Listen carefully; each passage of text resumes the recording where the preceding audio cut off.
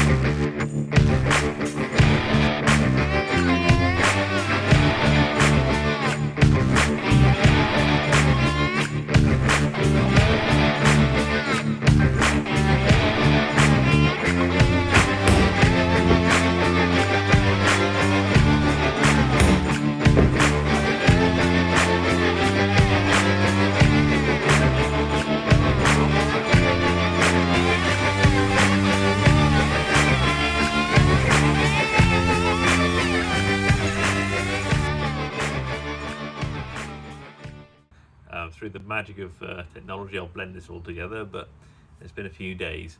The reason for that is because when I was drilling out these plates, I kept snapping drill bits because these are stainless steel, not aluminium as I initially thought they were.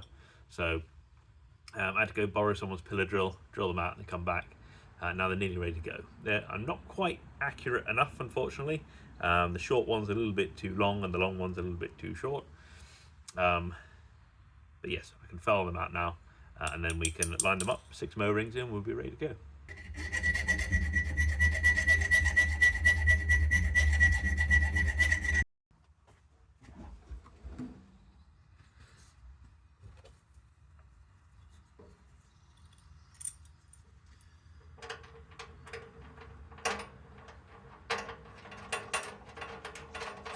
Perfect.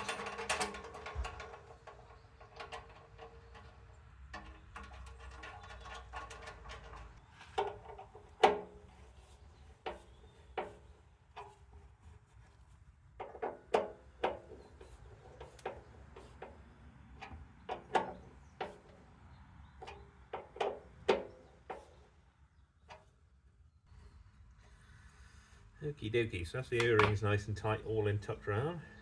I'm not convinced my attempt to stop it sealing through the bolt holes is going to work, because I've squashed them down and twisted them around a bit when I've tightened it up. So not convinced there, but yeah, we'll stick some stuff in and see if it works.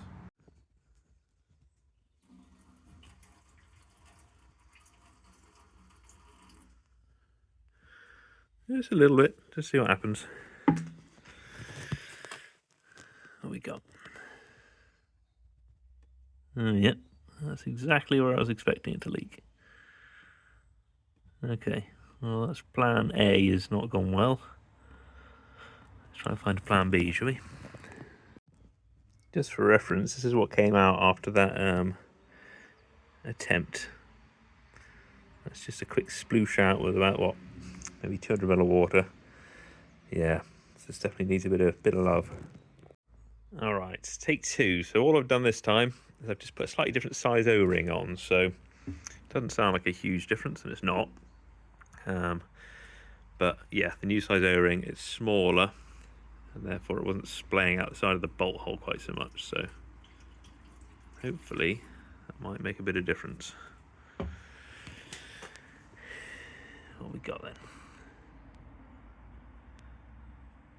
It's looking fairly promising. All right, so that's working lovely. I tipped a bit more water in there just to check it was all properly where it needs to be. And still no leaks, so that's good. That's a good solution.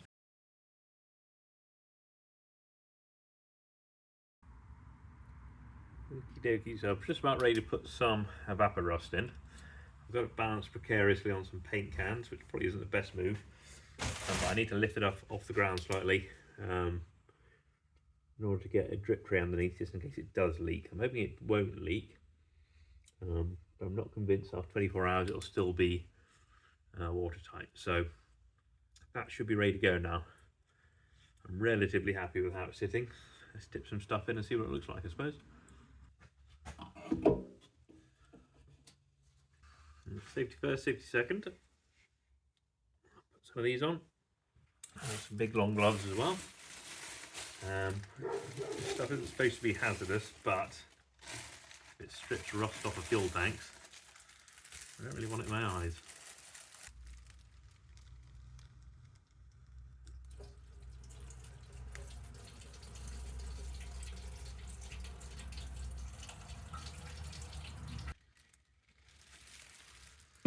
Lovely job. I'll give that 24 hours and we'll see what it looks like tomorrow.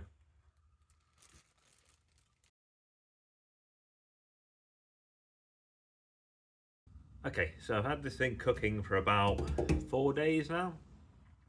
It's now Saturday and I started doing it on, I think, Tuesday. So yeah, I've had a look inside. I've been keeping an eye on it, and every day or so coming back, moving it around the place, making sure the evapor rust is getting everywhere it needs to be, and it's looking pretty good. It's not perfect, but it's looking a hell of a lot better than it was.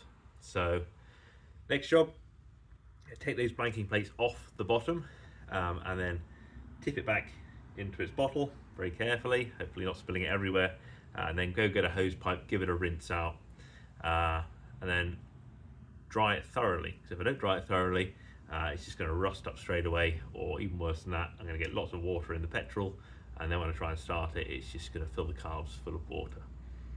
So that's the plan.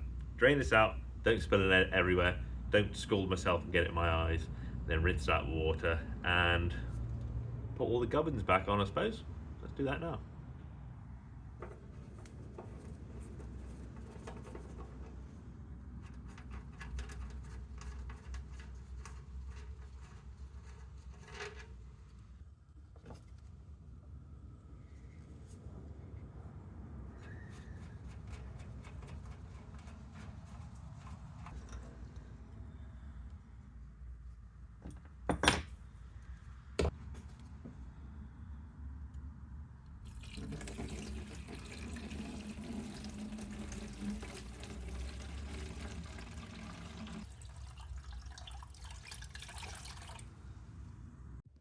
Disappointingly, there's not actually a huge amount of rust come out of there.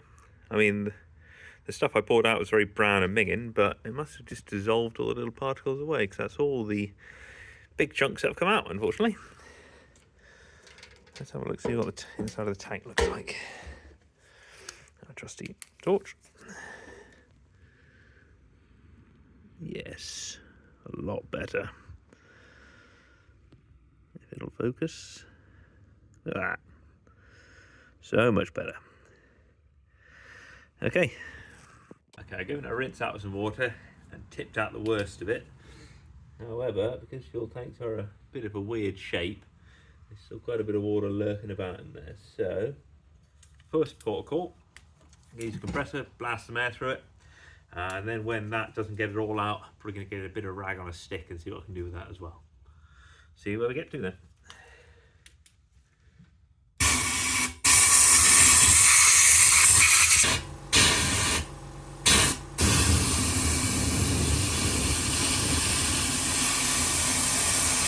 Right, let's try the old rag on a stick, shall we?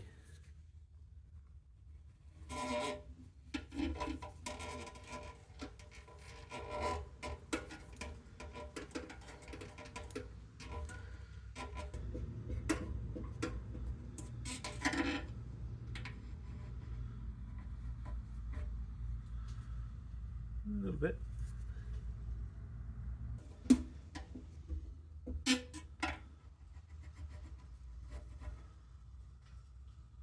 Right, I think I've got the worst of it out.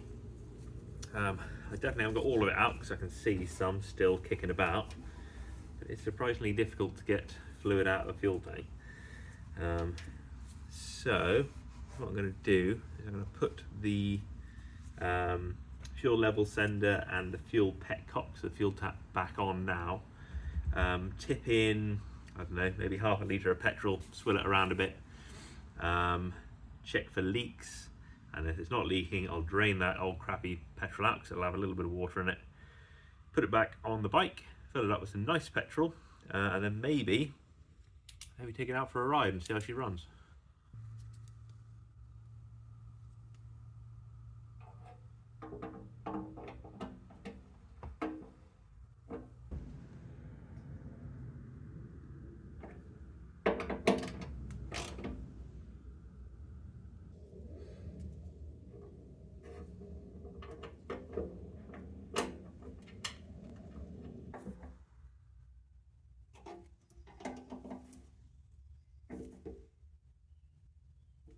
Right, let's check I've got the direction on this filter going the right way.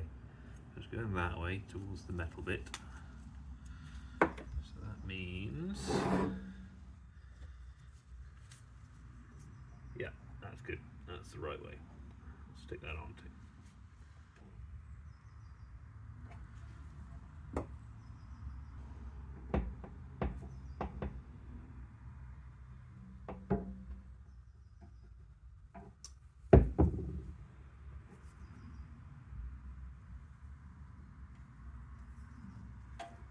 Right, I'm just going to tip in, what's that, 200 ml of fuel, just a bit of a tester. See if any pisses out the bottom. Right, so far so good. Not seeing any leaks at the bottom. I'll give it a good shake. and then we'll see if the petcock works, I suppose. Right, still no leaks. What I'm going to try now is try and use this petcock. See if I can get some fuel flowing out. So which way does that go? That goes downwards, okay.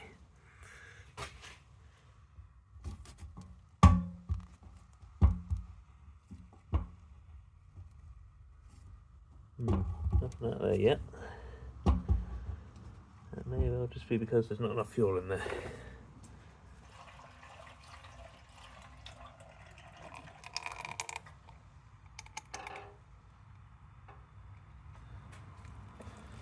Fabulous. That looks promising. Plenty of fuel coming out of there. That works in the on position. Does it work in the off position? Let's say that's turned off. Oh, jolly good.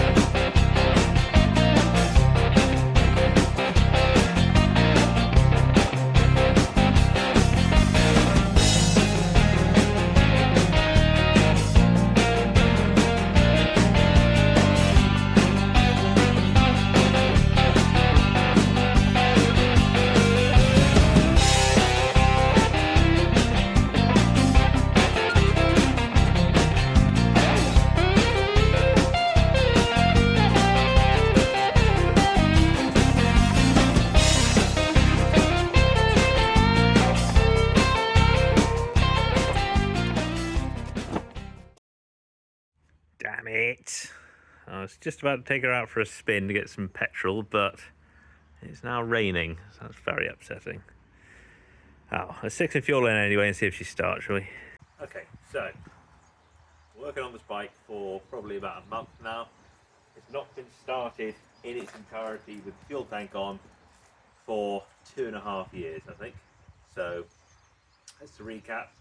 Taken the carburetors off twice, cleaned them out, ultrasonically cleaned the jets, put it all back together. The fuel tank I've taken off. I've used evaporust over about a week, draining around different places. I've rebuilt the petcock. I've replaced the fuel filter. And replaced the battery. So after the first time, I'm going to try and get it started as is, in situ. See what happens. Fingers crossed.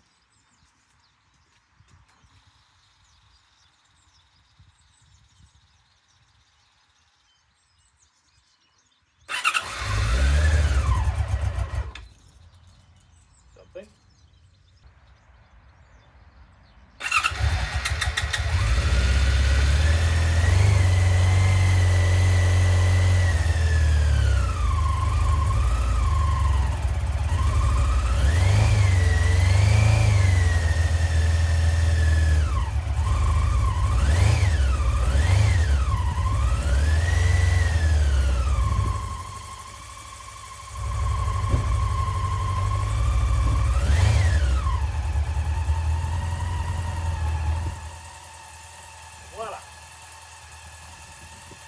Right, there we go. She's idling, she's running lovely. Taking a little bit of time for the fuel to get primed there through the fuel pump. But I'm going to call that a great success. So it's going to have an MOT in a couple of weeks. I'm going to get the carbs balanced just to get them all running absolutely perfect. And yeah, it'll be time to hit the road. So I'm going to call that quits for this video now. Thank you very much for watching. Stay tuned for the next one, I suppose. Thank you.